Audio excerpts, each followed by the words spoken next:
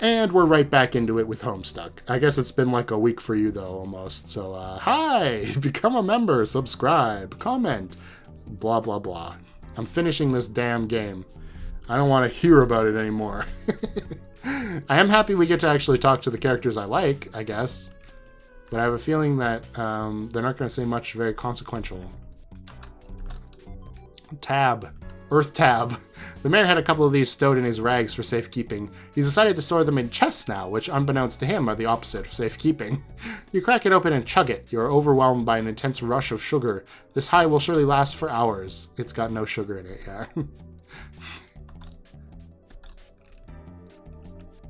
Apparently Tab is dead now. I think somebody commented, like, they don't make it anymore. Not surprising. The whole reason it's in this is because it was bad. You gotta... Hey, what even is this thing? Whatever it is, you got it. Okay, cool. I'm sure we'll never learn about that ever. Empty bottle. He gets to just kind of put it over there with the other bottles. Pouring treasure. Look at their computers. There's this green vial. Don't get to find out. Let's talk to Rose first. Maybe these two can have a spark of characterization together. What happened? What? You're not glowing anymore. Oh, right.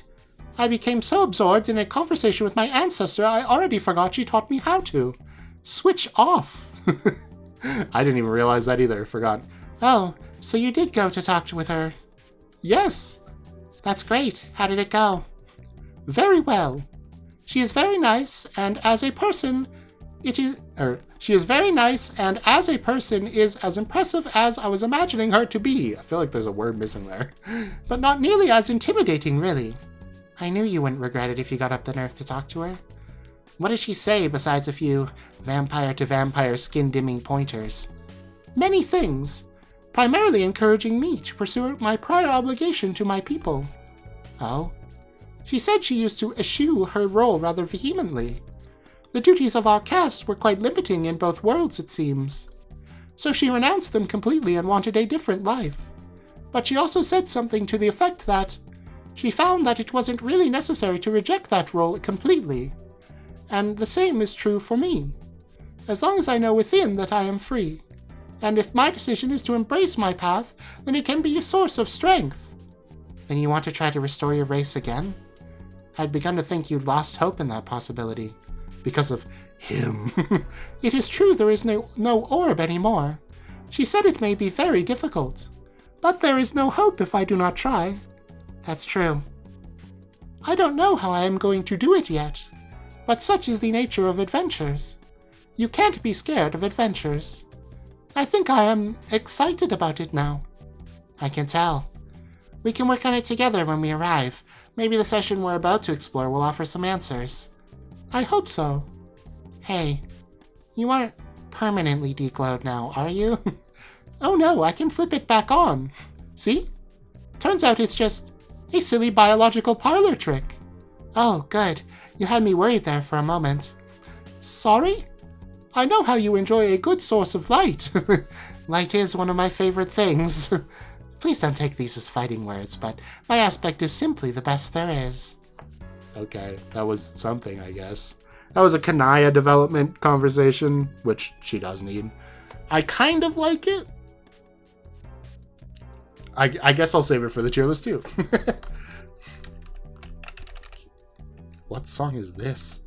I wanna talk to Dave first. Sup? Wait, what's going on? Is the meteor passing through another dream bubble? Yes. Hence the ghost who is following me. Oh. Hey. What you don't talk now? Okay, I got it. You were pretty spunky before. What happened? She is exhibiting her best behavior while on this tour. She's actually doing very well so far. Okay, whatever. So what? Are we just not even bothering to care anymore when we pass through dream bubbles now? Like no warning or alert or getting into facetious battle stations or anything? Who cares actually? I probably won't even leave the room this time. Getting a little bored of ghosts actually. No offense, C-Troll. harmless dirt scraper. Shush. So, what were you just mumbling over here before I interrupted you?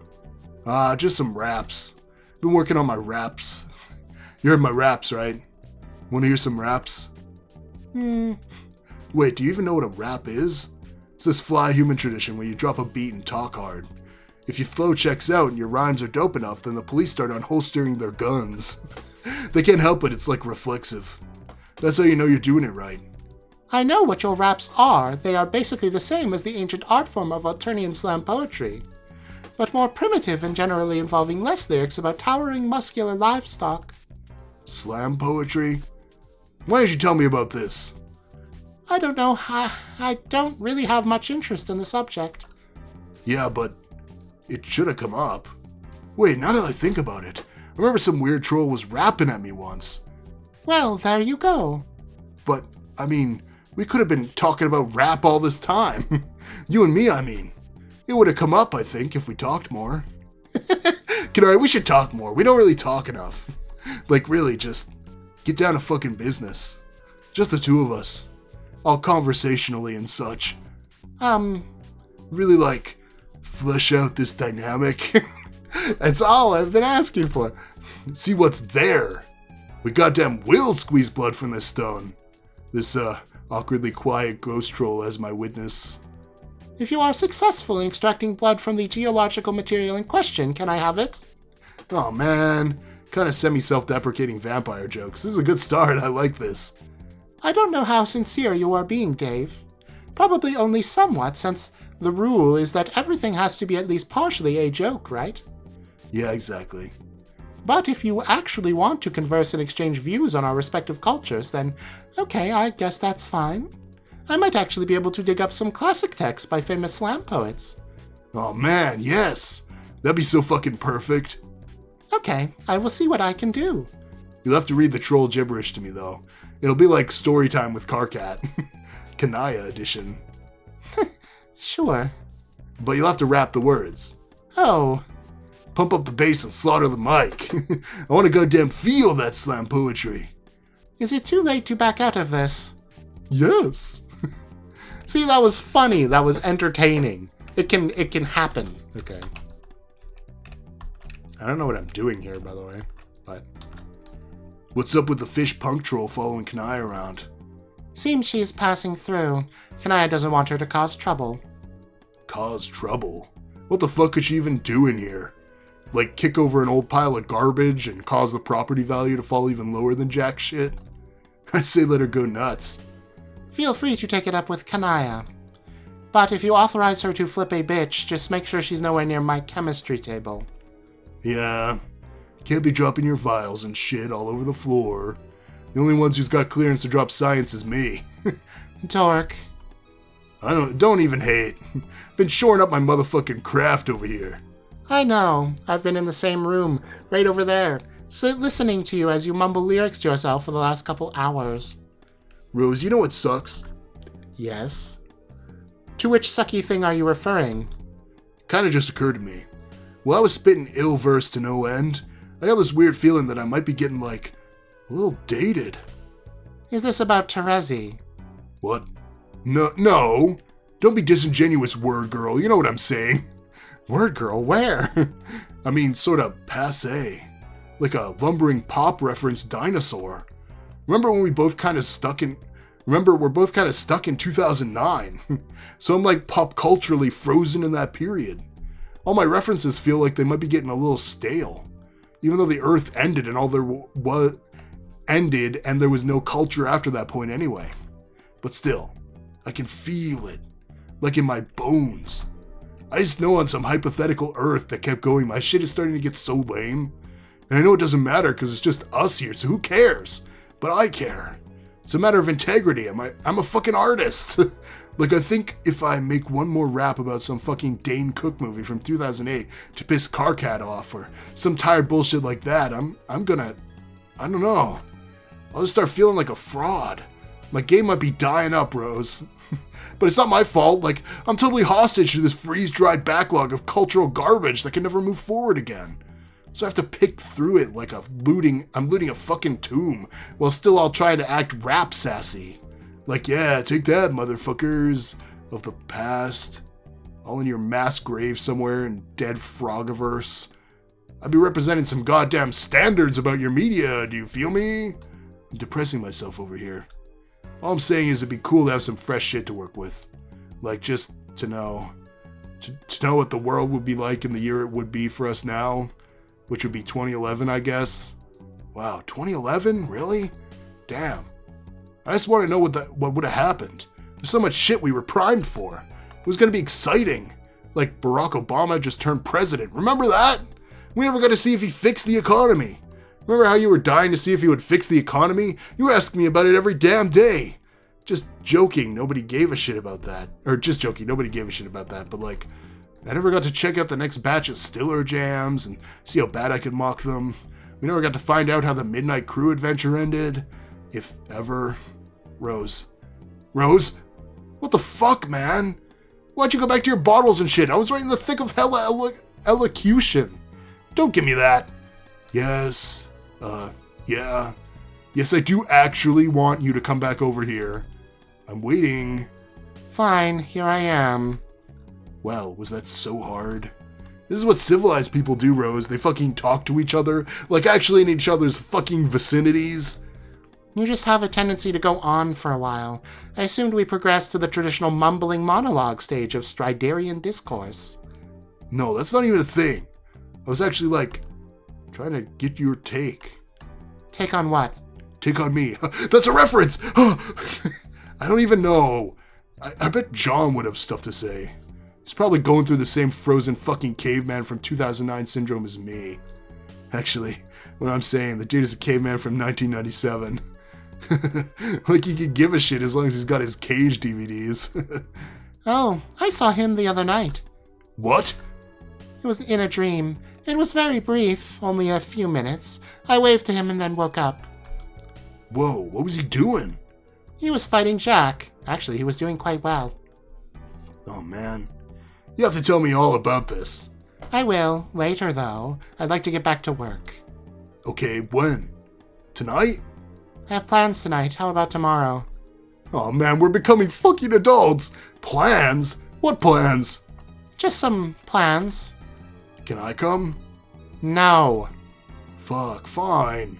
Tomorrow then. Maybe I'll just dream up my own John tonight and we'll have an awesome time without you. What do you think of that? F you. Okay. Again, I don't really know what I'm doing, but I guess I'll just beak an eye and leave. Yeah, I wonder what Rose's plans are. Considering what the next sentence was. I'm being primed and ready for that. Why does Kanaya have so little glow in her hair? You know, like highlights? Like Mina's hair looks so much more natural than hers. I don't know. It's just me being weird, I guess, about pixel art. Oh my god, it's the fucking horn pile. It's Carcat. Hey, it's your newly recruited Grand Threshocutioner. Looks like he hasn't woken up from the same nap he was having last time you talked to him. This guy must be really tired. Why are you sleeping in this massive pile of horns? That can't be too comfortable. Maybe you should wake him up, then as long as he's awake, might as well see if he's ready to pack his bags and head off to war. Hold on, Mariam is eyeing you suspiciously. She isn't onto your plan, is she? How could she know? This girl is really cramping your style. You try to shake her loose, but as a rainbow drinker, she seems to have an absolutely insane fastness attribute. Whatever you are thinking, don't even try it. What? Wasn't thinking nothing. Let's keep moving. Okay. No waking up, Carcat. That's fine by me. I don't think my voice could take it right now anyway. Are we gonna find Gamzee? Oh god. I don't know if I can handle that.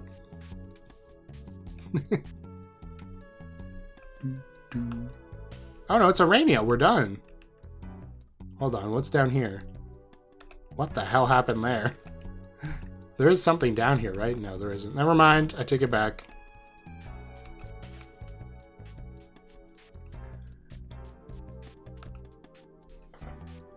I just have to... Oh, God, what's happening? Oh, that was like a long-ass loading screen. I was like, no, it did not just crash right before the end. Oh, there's another chest. You got an Alternian journal. It's a bit wordy, though some of the material here strikes you as pretty risque. Actually, quite a lot of the material. You surreptitiously pocket the overwrought diary for later reading. Mindfang. Oh, this is Vriska's land, isn't it? The one with all the map symbols all over it? Where she got beat up by Aradia? Status report, okay. Welp, I'm a total failure. Didn't even recruit a single ghost for my army. Except for one guy, but he was asleep.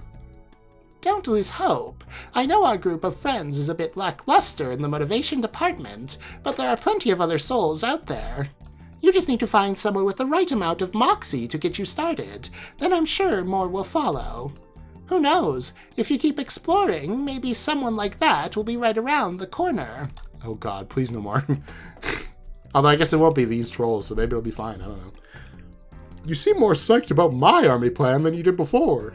What's with the change of tuna? I've started to believe what you're doing may be important. Just a feeling. It could be every bit as critical as my quest to find the cherub. I think it all could be related, like legs of a stool that won't stand unless all are in place. How is Cherub Quest going, by the way? Okay. I've still been a little preoccupied. Girl, please. You've been dragging your talking booth around to hassle people with facts, ain't ya?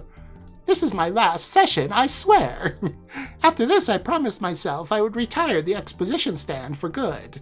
Maybe I'll put it up for sale and try to recoup some of the substantial losses required to operate it. Aradia, we are such failures at stuff together.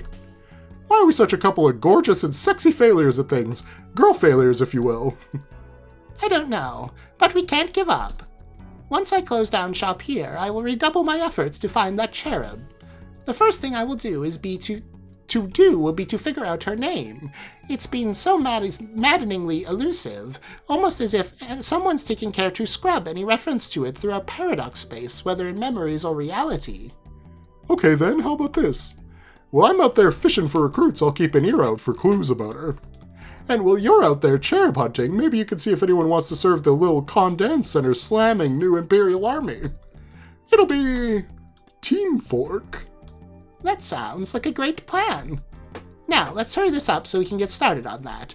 What would you like me to tell you about in exchange for the precious few boombucks I have left?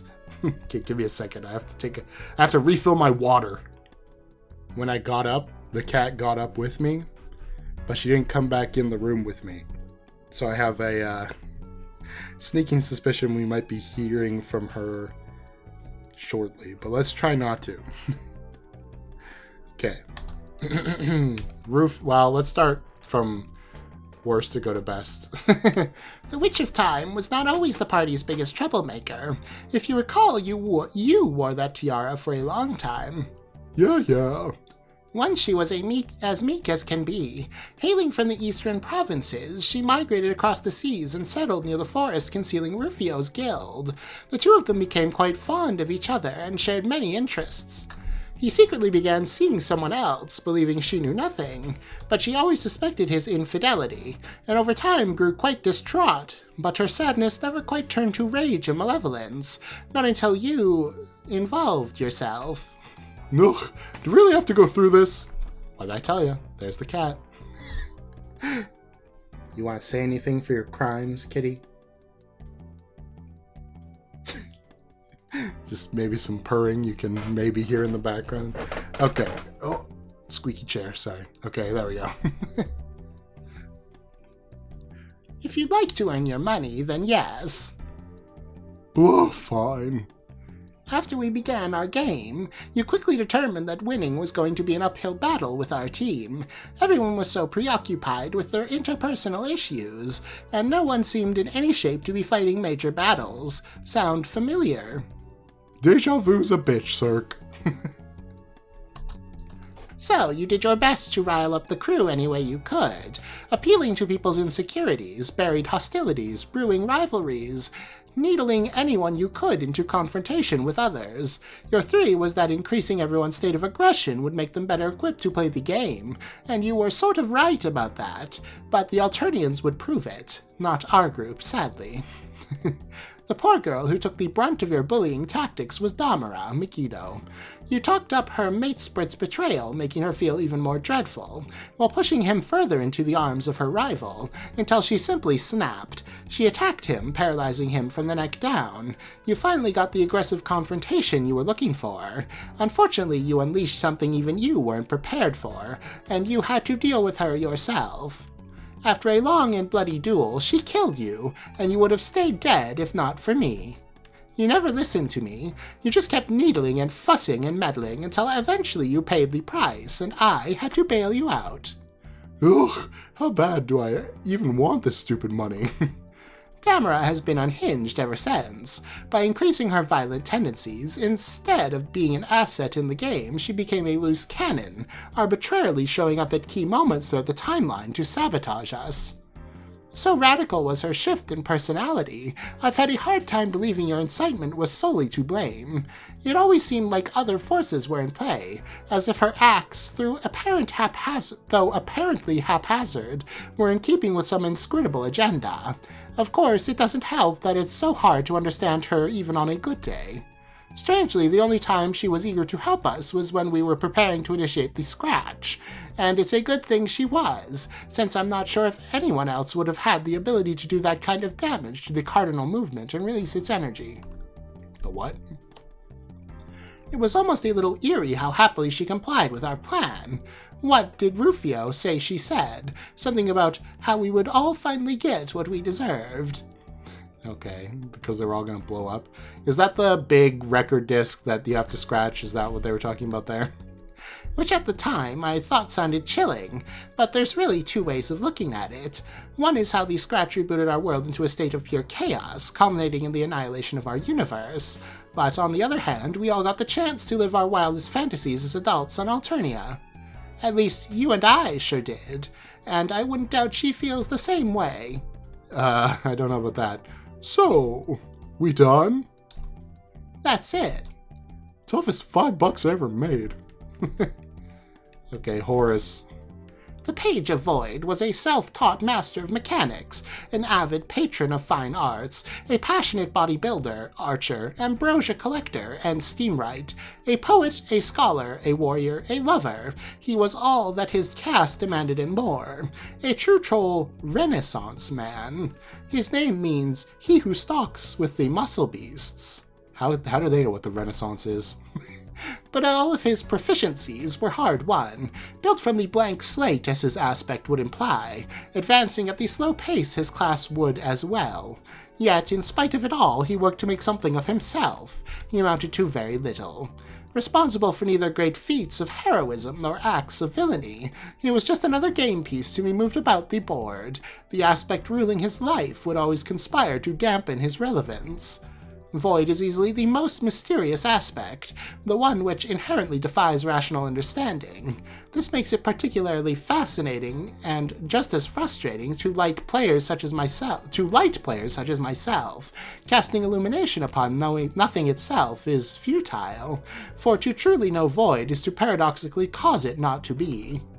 The role of the Void player is to somehow embrace nothingness, to become one with it, and yet, in total contradiction with this, to make use of the power it grants and serve a role of relevance, one must find a way to overcome it. To see the limitless potential in the Void, to find everything within nothing and bring it into being.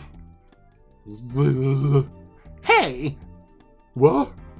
This is a perfect case in point regarding the path of the Void player. So resistant is his story to having a relevant bearing on anything, you fell asleep and didn't hear a word. Yeah, that's nice. Where are my money? You don't get any. Your slumber voided the transaction. Dag. Rufio. The Rogue of Breath was always a very popular member of our group. He takes your breath away. Probably the most popular, I'd say. Sort of the anti-me in that respect. Ever the recipient of romantic solicitations, whichever way he turned. Sort of the anti-Cronus in that respect. Oh yeah, sick Emperor burn out of nowhere. High five. Indeed. His mutation made him an outcast, though. To avoid the unwanted attention his wings would bring him, he took refuge in the forest among those who welcomed his differences, and learned their ways. The Lost Weeaboos, great, was a guild of youthful tree-dwelling troll otakus with a zeal for fisticuffs, flight, and various forms of exotic Eastern theater. Bane to the enemies of hijinks, scourge to the seafaring classes who... Nope. Not listening to this la la la glub glub glub. Glub glub glub. Centuries of feuding with the Chemonomimi tribes. Glub glub glub glub glub glub. Ceremonial torchlight Yowie festivals. Oh, really? La la la glub glub glub la. Tsundere quadrant vacillation. Glub glub glub glub glub. Threw down a Daggerlands to challenge the guild's high seme for dominance. No. Ultimately served like a shonen on Shitsuji Island. Hey, Sir Cat. How much I gotta pay you to zip your blowhole in this shit so tight you never bring it up again? For such a service, I will require nothing short of the large gold statue in your palace. I think you know which one I'm talking about. You drive a hard bargain, Cirx. But you've got a deal. Why do you want a giant statue of me anyway? Any particular reasons? No. Are you sure about that? Yes. Okay. Away we go. Wait, there's more? What? How can there be more?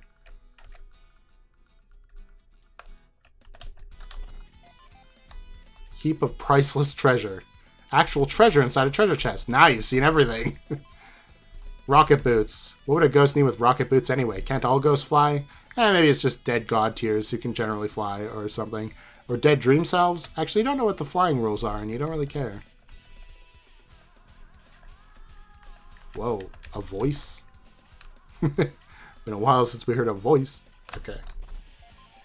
You got a broken 8-ball. You remember seeing a bunch of these earlier. What was the context again?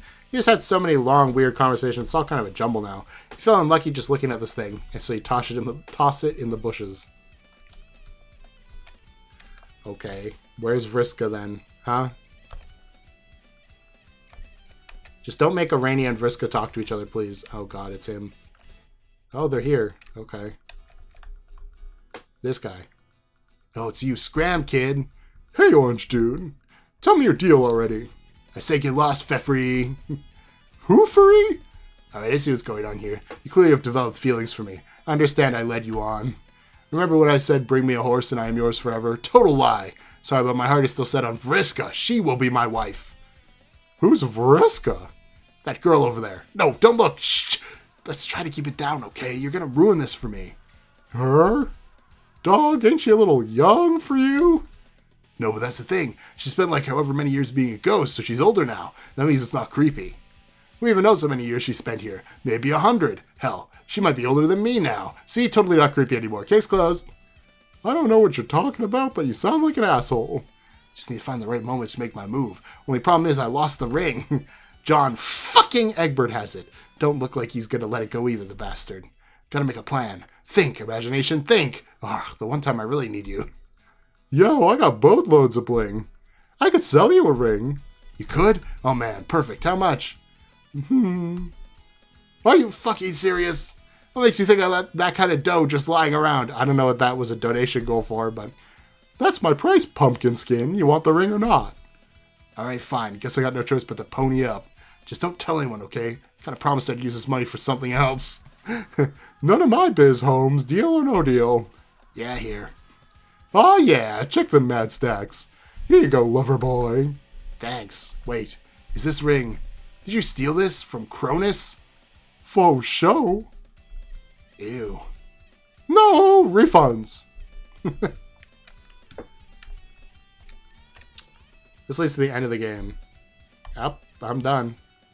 Oh, I'm free. There might be another one, but at least I'll have like Vriska or somebody I actually care about there. All right, let's go to the tier list before I say anything else inflammatory. It's only fair. Okay, we're here with the tier list. And I get to play my favorite Homestuck song. Woohoo! I went back to look at the Toby Fox rankings because I'm like, I must have ranked this already once because it starts with a number, so it would be near the top of the list. And yeah, I put it in S tier. I love this song so much. It just feels... It's got all the Homestuck... Not motifs. It's not like referential to previous music, really. It just feels like all the separate little parts of Homestuck. You know what I mean? That's not what I'm here to talk about, though. I've taken Mina and Arania off the lists because I feel like we got a huge amount of character development for them in this compared to what we had before, for sure. Also, unfortunately, because this list is only the players, we don't have the two, what are they called? Cherubs, and we don't have Jack or Mail Lady or Mr. Mayor or who else is gone now? Dad, Nana Sprite, Dave Sprite. But their positions weren't probably going to move because they haven't had speaking lines in a long time, really. I mean, Dave Sprite kind of did, but it was like a referential joke and he wasn't even there for it. So, you know, what are you going to do? I don't think any of these rankings are going to dramatically change. The only thing I could say is I think I'm going to put Solix in B tier. I don't know if that's just not really liking Matuna clouding my judgment on a character I did like. But now that he's gone, I don't know. Now I sort of feel like, well, he didn't really contribute much. You know what I mean? Like, I still like the genre of character he was. But, man, it's almost like a Nepeta Equius Fefri situation where, like, he didn't really do anything. But the final sacrifice is enough to keep him in B tier, I think. Definitely below Kanaya. I'm going to put him above Aradia because Aradia probably has more impressive feats, but she has way less of a defined character. You know? I'm worried that Vriska is going to become a completely different character, and I'm going to lose all faith I had that she could be interesting, you know? But for now, she's staying in place. Roxy, Dirk are in the same place. Terezi, she's slipping, man. I don't want to put her in A tier. I think she still stays in S tier for me. Again, quite literally my favorite character, but trying to be a little bit objective as to how I feel about their current situation in the story.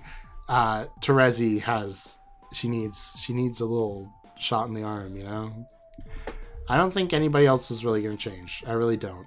Tavros has gotten worse somehow, but not worse than Eridan, so, you know. Which, by the way, it's been a while, so for people that might be jumping in now for some reason, the reason Eridan is at the very bottom of my list is because he was an annoying character who also didn't fulfill the potential that his character was supposed to be shooting towards. He just, like, instantly snapped with no build-up. And I think he could have been an interesting villain, but then he gets unceremoniously chainsawed as well. So it really just seemed like he was, like, his role in the story was over, and Hussey was like, time for him to die. And it's kind of the same for Tavros. Gamzee's here because what the hell is even happening with him at this point? I have no idea. I feel like he's still in the story because of a meme, and that's it. And everybody else I feel is semi-self-explanatory. You can go back, I guess, in the videos and try to find the other tier list I did to get the full explanation. But in terms of, like, relevance, and I've complained about Rose and Kanaya not talking to each other so much, they finally talked to each other, and it was kind of cute, you know? But also a little weird. It's like, oh yeah, can you turn your skin bright again? Because I really don't want to plug in a lamp. It's like, okay, whatever. There was the implication that they were going to go on, like, a date or something that Dave would not be invited to. But, again, extremely vague implications, maybe, that I might be reading too much into. And it's just weird because there's no, like, censorship breathing down Andrew's neck about you can't have gays in this because there's gays all over the place. So just let them be gay. That's all I really have to say. is really annoying that they keep getting shoved into the background. To the point where, like, Rose was, like, my second favorite character from, like, the humans. It was, like, John, then Rose, then Jade, then Dave at the very beginning. How times have changed. I cannot believe Jade has been above Rose on this tier list for so long. It's just crazy. Because I don't really even, like... I don't even really like her character archetype, but she's just had so much more to do. Has done so much more cooler things that, like... I can't help myself but want to put her higher on the list. It's kind of sad. Yeah. I think that's pretty much all I have to say on the matter. I'm glad they kind of got to talk in this episode here, but, like, not really. Cankry! Okay, now I get to complain. Are you ready? Let's start with the ones that I actually don't dislike. Rufio. He's fine. You can tell this is going to be trouble when I put him in C tier. So, the biggest problem I have with the troll ancestors so far, or the alpha ancestors, I don't know what to call them, the alpha trolls, whatever, we'll just call them that, is that they are completely irrelevant. Really, the only ones that seem like they might be relevant are Arania and Mina, because Mina's going to gather this army of ghosts and probably team up with Vriska.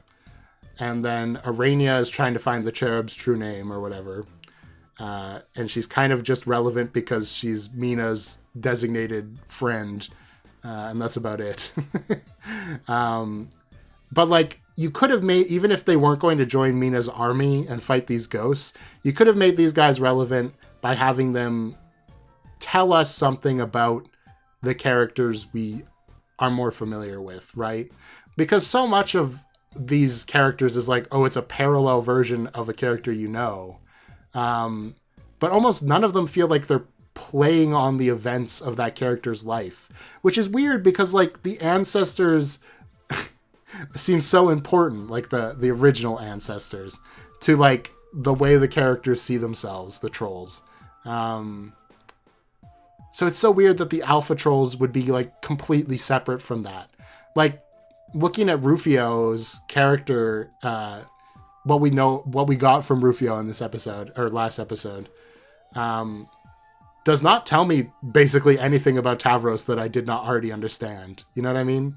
Like, there could have been an interesting thing where, like, oh, Rufio is like an alternate version of Tavros who went through his character arc to become more confident, but now he's actually a big asshole, which mirrors the fact that Tavros is in the afterlife trying to become more confident and becoming more of an asshole. So it's like a foreshadowing kind of thing of what Tavros could be like. Even that, like, that's pretty lame in terms of, like, what you would do for a character like Tavros, Tavros's ancestor, rather. But it's something, right? And, well, Rufio has a fun character design, and I like the fact that he is at least connected to other characters. Like, he's got the whole love triangle thing going, and he's the opposite of Tavros because everybody loves him instead of kind of finding him annoying and hating him. That's, I guess, something I can latch onto. At least he's a character, you know? He's not just a reference. It's very funny that this segment ended with Dave having an existential crisis about being a dated reference in the segment of playable segments that is all about dated references. It's like, huh. Lampshading it does not make it okay. Anyway, which other ones do I not have terrible things to say about? Porum. Porum's fine, but again, she really doesn't tell us anything about Kanaya we didn't already know. She tells her how to turn off the glowing vampire thing. That's, like, really it. She doesn't, like, tell us anything about what Kanaya's life would have been like if she had continued to live on, like, that set path of being the matriarch troll or whatever that's supposed to raise the mother grub. And she also doesn't really tell us anything about what it would have been like if she had fully rebelled in troll society from that role. Because in the end, she's like, well, you know, I rebelled, but actually it's okay. And it's pretty cool. And you should do it anyway. There's like a slight hint of something that I feel like was going in a good direction, where when they were talking to each other afterwards, Kanaya was like, yes, basically I can have my freedom, but I can still do this role, which feels very much like being a mother type thing. You know what I mean? I mean, it's the matriorb, and she's furthering the species, quote unquote. So it's like, I didn't want to have kids, but you know what? Maybe it'd be okay as long as I can retain a part of me.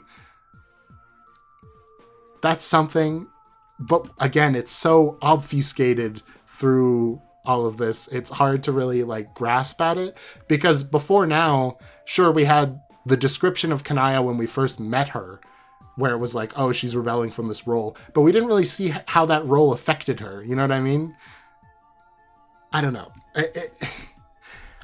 It feels like a reverse engineered arc, which is the exact same thing with like Terezi and Latula, where it's like, oh, Latula's so cool. Why can't I be cool? And even Karkat's like, what do you mean? You've never like had self-esteem issues before? You're Terezi, right? Which isn't to say like Terezi couldn't have a self-esteem issues arc. It's just like it needs to be an arc that is set up. Like Latula, if Latula was like, wow, my ancestor's so lame, then it would make sense. But she doesn't even, like, they don't even interact.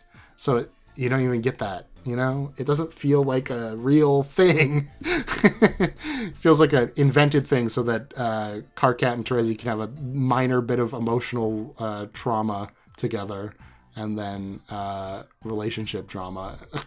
It's like it. Also, I've never bought Karkat and Terezi as a couple, by the way.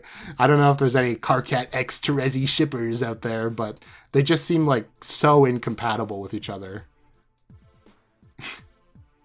I don't know. Anyway, who else am I okay with? Mulin. Mulin was okay. I think Mulin might actually be the best one. I think I'm going to put her in B tier.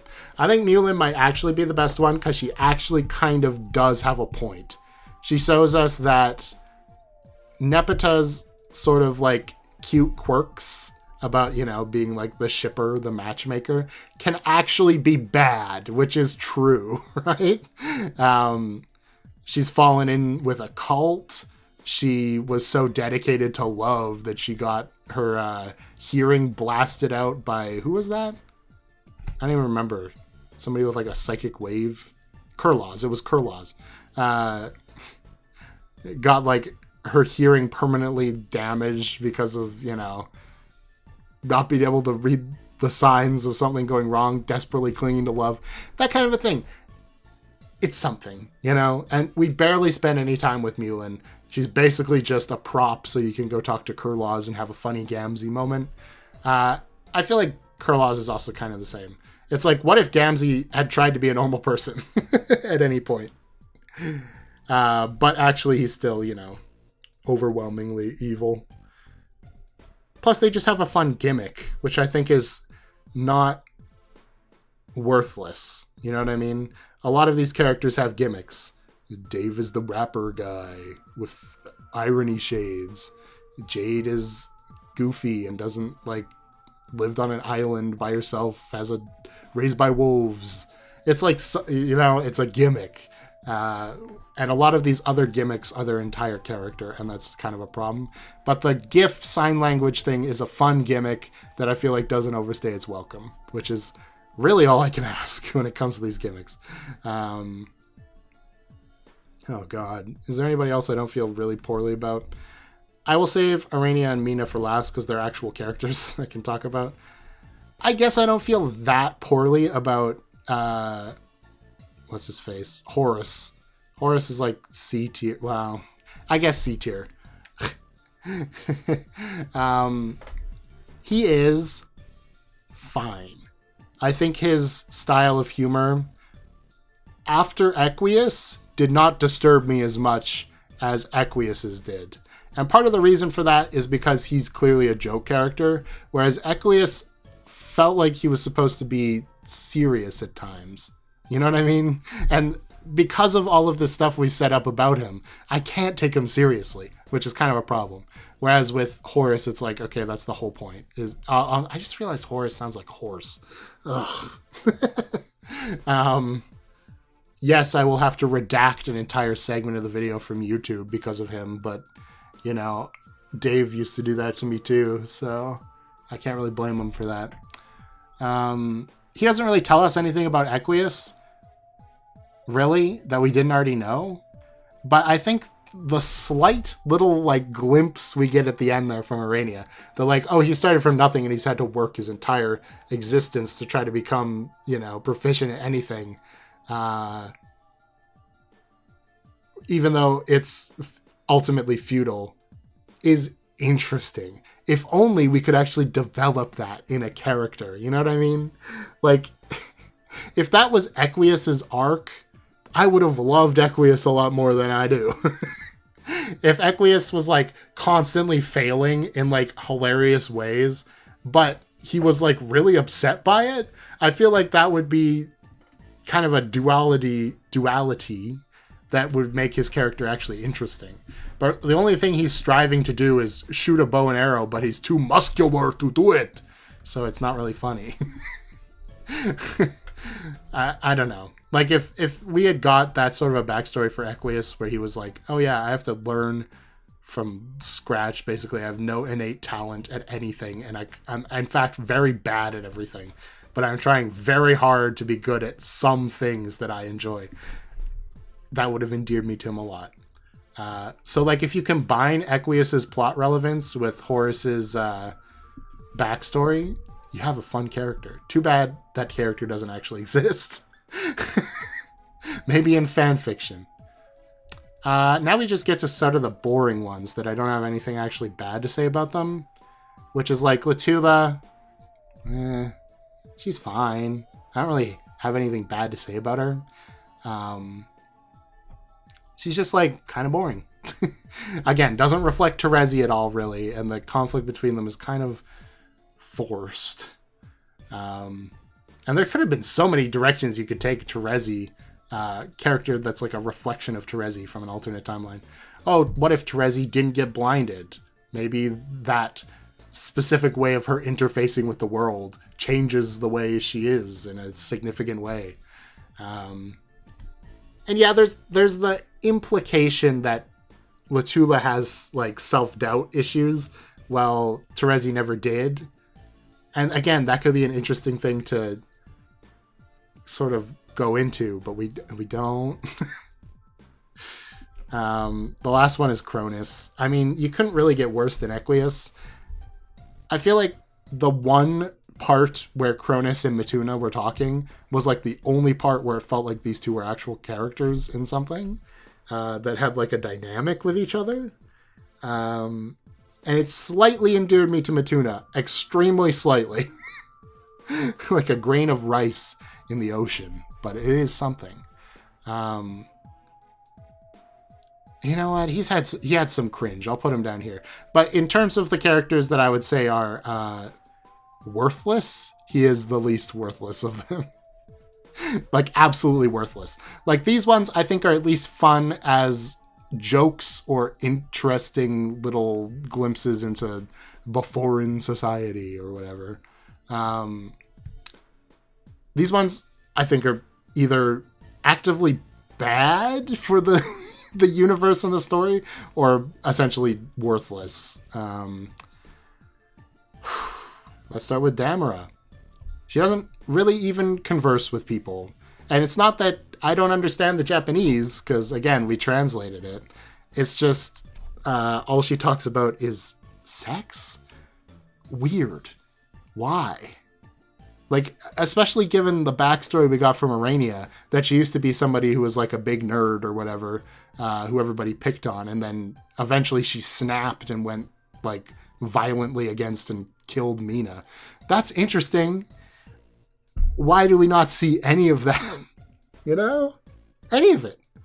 And I don't get the joke either. Because something like Horace's horse thing, I don't particularly find funny, but at least I get it. I'm like, okay, it's like this over-the-top thing, right? Whereas with Damara, it's like, I don't even know. I don't know. I can't even, like, fathom what that is, like, a parody of, really? I don't know. Anyway, pretty much worthless. Even if the reference is vaguely entertaining to people. Like, oh my god, there's so many things. Not only do we desperately need to know more about Aradia, we desperately need to know more about the troll who's supposed to fight and lose to the Condess in the beta timeline, who we got basically nothing on either. And we're getting nothing again for the third time with the red blood people? Why? Oh, God. Anyway. Cankry. See, Cankry isn't worthless because he doesn't add anything like Damara. Cankry is actively bad, I think, for the story. I understand the root of his character, right? Which is that, like, oh, he's somebody who's, like, acting like a protector of the weak, like you'd expect his, like, Jesus allegory self to be, but actually has this glaring flaw of not valuing the issues of women. Okay, that's, like, something. There's maybe some commentary on there about religion or blindly following some guy who seems like he's great. Like a YouTuber or something, I don't know. A YouTuber cult. Not me. I will never, it'll never happen to me because I change games too fast, so there can never be a cult that forms around me. I'm sure of it. Soon Homestuck will be over and all the Homestuck people will leave, and then there'll be a new group. Deltarune, probably. Anyway, it's just the things that he is specifically expositing to us, I feel like hurt the metaphor of Alternia. You know what I mean? It's a bit complex, but the way that Before Us is described is basically like, ooh, it's opposite day Alternia, where instead of killing the low bloods that they don't like or people with disabilities, instead they pamper them to such an insane degree that they don't let them have any freedom. And is that like, what is that supposed to be a criticism of? Is my thing, right? Like, is that like a criticism of like welfare? Like, I'm really not sure. I feel like it wasn't intended this way, and it was just like, oh, what's the opposite of culling people? It's totally like pampering them or whatever. But like, I don't know if that really comes off the right way. Is it saying like we shouldn't have any systems in place to help people with disabilities? Like that, like disability checks are bad for people with disabilities because they like stop them from having challenges in their life that they like a normal life. I don't know what that's supposed to mean. You know, like with Alternia, it's like, okay, obviously killing people with disabilities is a bad thing. I understand that. Easy. That's easy to understand. I just don't get what the point is with that. Additionally, I don't know if Cankry was the one to do this, and it's kind of rude to put it on his back, but seems how he's the character that we have made the exposition dumper for this stuff. Canonizing the blood spectrum as a biological factor is insane. Like, we already kind of had some, like, specific features to it, like, oh, people with the, blue blood can use mind control powers. Actually, I think Vriska got that from the special item, right? So that's not even true. Tavros. Is Tavros the only one who has like a specific superpower? I guess the fish people can breathe underwater, and Kanaya can live in the heat of the sun without getting burned to death. So there are some special qualities, and I think that's fine. It's edging on being a little bit like a 1800 science textbook about race, but we're not like all the way there, you know. It's like fine. There's a level of, you know, suspension of disbelief that comes with alien society. Hold on. Well, now I know I'm in trouble because the music, the half-hour music loop just ellipsed. Although I was listening to it while I was setting it up too, so it wasn't quite half an hour I've talked so far. Oh well. This is fine. I don't even remember what I was saying, though, before the music switched to the next song. Oh, the blood spectrum being biological. Yeah, it's kind of like those things where you'll see like old history textbooks where it's like, well, actually, white people are just superior because of biology, you know? Which, like, great.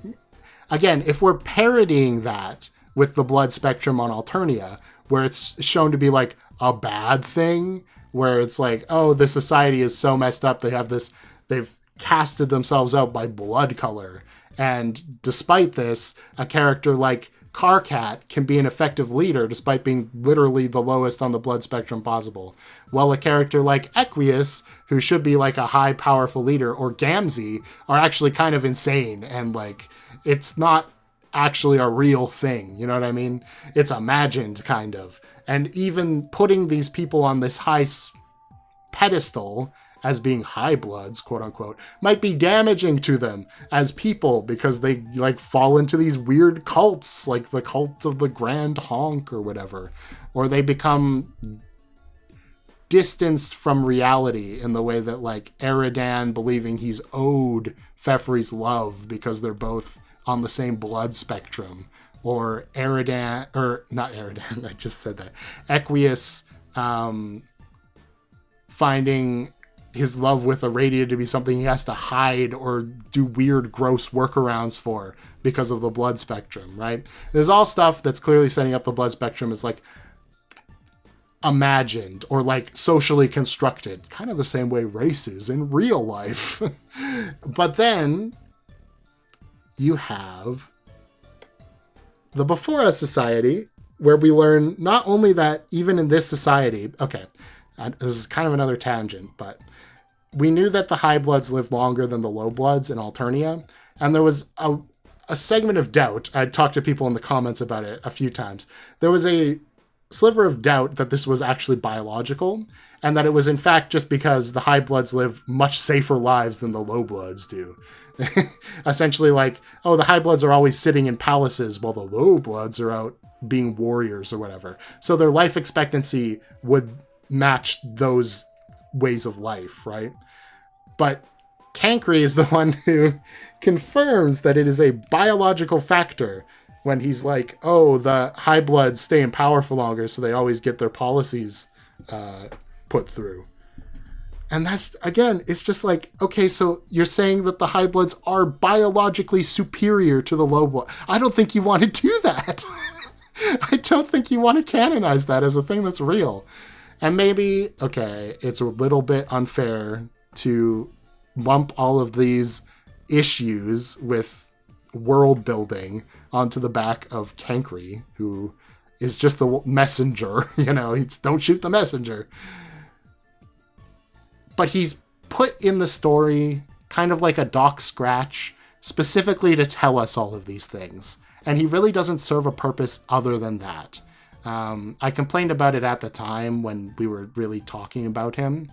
There were so many things you could have done with the Karkat ancestor to like either do a really funny joke where Karkat is now cursed for eternity to be arguing with a different version of himself from a different timeline, or to really show why Karkat is special in a way. You know what I mean?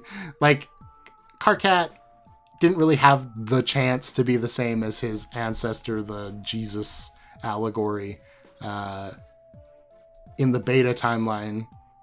But those traits are still, like, we see them every now and again. Like, the way he doesn't want people to get hurt in this society where killing people is totally encouraged.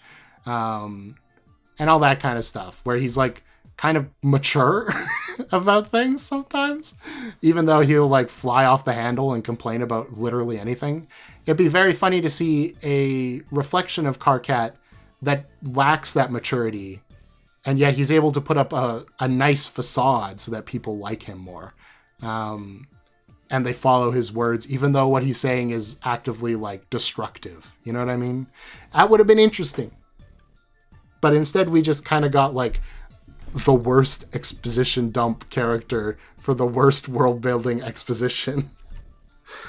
I don't think I'm really overreacting with this either, because like a lot of the stuff in Homestuck, I give it the benefit of the doubt as somebody just kind of writing as they go, a world building sort of situation.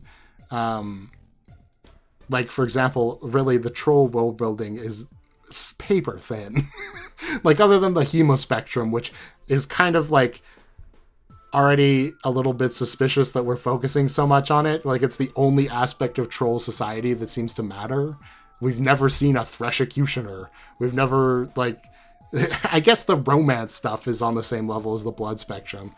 It just feels like we really should have had a plan in mind for tackling the issues surrounding having a blood spectrum in your society, like a casting system in your society, if we were going to introduce a caste system into the society. And it feels like there just wasn't a plan. And so instead we just got this like, oh, it's like the opposite, which instead makes it seem like the blood spectrum is totally a normal thing that should just happen. Like, I don't know. I gotta move on. I've probably talked way too long about that. Matuna. Oh boy, here we go again. I have to remind you, I am a psychology major. So, I might have some more interesting thoughts, some more, I guess not interesting, detailed thoughts when it comes to the specific sort of mental illness characters that are characterized in this. Oh boy. So, I don't think Matuna is an inherently flawed character conceptually. I think you can make a character like this work and actually be a pretty, like, good representational sort of thing. You know what I mean? I don't think, I'm saying this to preface, I don't think it's bad that Matuna is a character that is got some sort of mental illness or disability going on, and also is mean to people and people don't like him. I think that's fine, but I think you have to tread carefully when you do something like that, and maybe not make the guy the one that says all the slurs and is the 4chan representation and is also the punching bag character that we all laugh at when he falls over. Haha. It sort of brings up the same issue I have with a lot of the Cankry stuff, which is, what are we trying to say? Because the two aspects of the character are mental disability and 4chaner that says slurs. So really, there's only really two directions I can take when we're trying to say, like, what is Matuna about? It's either people with mental disabilities say slurs and we forgive them because of their condition, so it's actually fine. Or, on the other hand, it's 4chan people must all have mental disabilities. Let's all laugh at them. Ha ha ha. People with mental disabilities are so funny. Like, that's literally the only two directions I can see this character being, you know? What other reading could you have? I'm not really sure. I did see a few people who were like, wow, it's Matuna. I love Matuna in the comments. And I'm going to give them the benefit of the doubt. Because I asked my friend who has read through Homestuck about this. Because I was like, what? Why do people like Matuna? And it seems like the reason is because the fandom sort of reinvented him as a more representative, like, character than he actually is. And I think there is at least some value in that. At least people got some value out of him existing. But I think within the actual text itself, not talking about all the fanfic stuff, which I clearly haven't seen, there is almost no redeeming qualities to Matuna. Like, almost nothing. There is only one thing. And it is the story that Arania tells, where Matuna saved the entire world, but destroyed his own brain in the process. and nobody knows that he's done this, and everybody still treats him like dirt. There is an interesting character dynamic there, but it is not explored by anyone. And the character is just used as a punching bag anyway. And I hate to have to harp on like this. I really do. Because I want to give stuff the benefit of the doubt. I always do. But between Tavros being this wheelchair-bound character who is constantly the butt of everybody's jokes, and Matuna, who is this 4chaner archetype character while also having a mental disability and is also the butt of everyone's jokes, it seems a little suspicious as towards who we are making the laughing stocks in the story. You know what I mean? It's just uncomfortable in general. And I don't think it would have been fine back in 2009 really either. You know what I mean? Like, I think people still would have had some issue with the idea of having a disabled character that's entire point in the story is to be the comic relief at people laughing at how pathetic they are. You know? I'd like to believe in humanity a little bit, okay? And yes, Tavros, he's a little bit better off than Matuna because he actually gets to play a part in the story, but like not that much better off. Other than his introductory scene and maybe like one scene where Terezi and him seem to be like okay friends, there has been no time where Tavros has not been the butt of the joke for a lot of physical comedy in a very ungood way. I don't know how else to say that. But that's all the quote unquote political stuff out of the way. Yeah, I just think those are specifically Cancri. What Cancri introduces into the lore of the world, and Matuna in general are just in general probably the only characters so far where I have not been able to distance my uncomfortable suspicions about the reasoning behind how they are from the character themselves. You know what I mean? With Tavros, I can distance myself a little bit. But yeah, it's tough, man. It's tough. Anyway, on a lighter note, Mina and Irania have become a little bit better in my mind than they were before. I still don't really like them. I think they're like C tier or B tiers rather. But I think that if they continue to develop, I might end up liking them somewhat. Irania being extremely long-winded is annoying, but having Mina be the one she's talking to does actually help a little bit, because at least then you can get some comedy out of it. Whereas everyone else was too polite to stop her. I also kind of just like the bond between Irania and Mina.